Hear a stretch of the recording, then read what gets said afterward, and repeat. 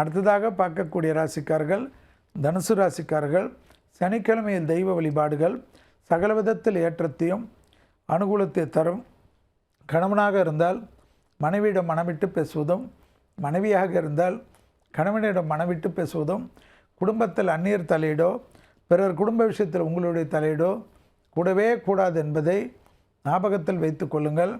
வெளியிடம், தொழில், உத்தியோகம், வியாபாரம், சுபகாரியங்கள் டக்கு டக்கென்று நடப்பதும், ராசிநாதனான குரு உங்களுக்கு சமசப்தமாக மிதுனத்திலிருந்து பார்வையிடுவது பெரியளவு நம்பிக்கையும் பெரியளவு பண வரவும் எல்லாவற்றிலும் சமாளிக்கலாம் என்ற நம்பிக்கையும், பிள்ளைகள் விஷயத்தில் காணப்பட்டிருந்த பணப்பிரச்சனைகள், முதலீடு பிரச்சனைகள் எல்லாம் நிவர்த்தி ஏற்படுவது ஆனந்தத்தையும் பேரானந்தத்தையும் கொடுக்கக்கூடிய அமைப்பு.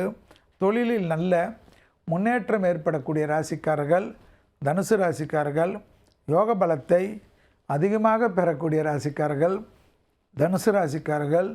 விட்டக்குறை தொட்டக்குறை என்று இருந்த பாதிப்புகளெல்லாம் நிவர்த்தி ஏற்படும்.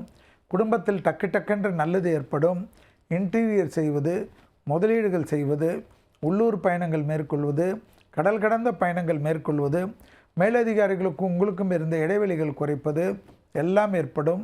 குடும்பத்தில் மட்டும் நீ விட்டு கொடுக்காமல் வெள்ளைக்கொடிக்கு பதில் வெள்ளைக்கொடியும் பச்சைக்கொடியும் சேர்த்து காட்டக்கூடிய தனுசு ராசிக்காரர்களுக்கு சுபிட்சத்துக்கு குறைவில்லாமல் ஆனந்தமும் பேரானந்தமும் இருக்கும்.